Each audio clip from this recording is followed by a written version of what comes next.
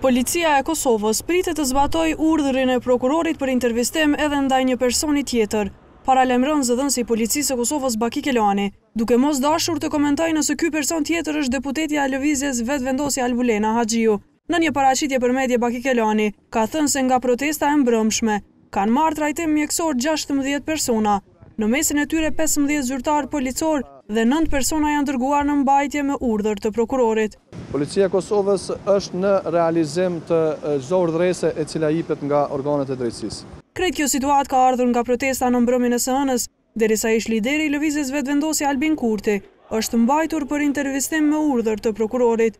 Kurti në seancën e 8 tetorit pati hedhur gaz lotësjellës në Kuvendin e Kosovës, derisa po mbaj seancë plenare. Ky veprim ishte bërë me qëllim të ndërprerjes së seancës, i cilësuar më pas nga përfaqësuesit politik vendor ndërkombëtar si jo demokratik. Zëdhënësi i Policisë Baki Kelani thotë se lirimi i Kurtit erdhi me vendim të prokurorit e jo nga presioni i protestuesve.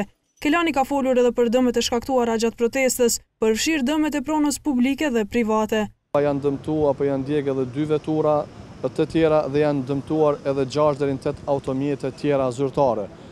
Jemi në verifikim të sipër edhe të disa objekteve që dyshohet të jenë dëmtuara, por që mund të ketë edhe prona private. Sipas prokurorisë së shtetit, Albin Kurti është intervistuar në polici në prezencë të avokatit mbrojtës dhe menjëherë pas intervistimit është liruar në procedurë të rregullt.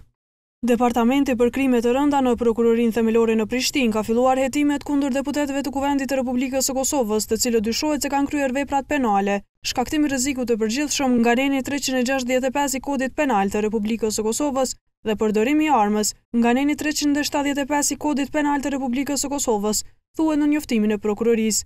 Sipas ekzekutivit, dhuna është e papranueshme si mjet politik. Kryeministri Isa Mustafa beson se organet e rendit dhe drejtësisë po veprojnë me maturi dhe në përputhje me ligjet e kushtetutën. Sipas kryeministrit Mustafa, duhet sjellje e përgjithshme dhe në përputhje me normat ligjore, në interes të stabilitetit.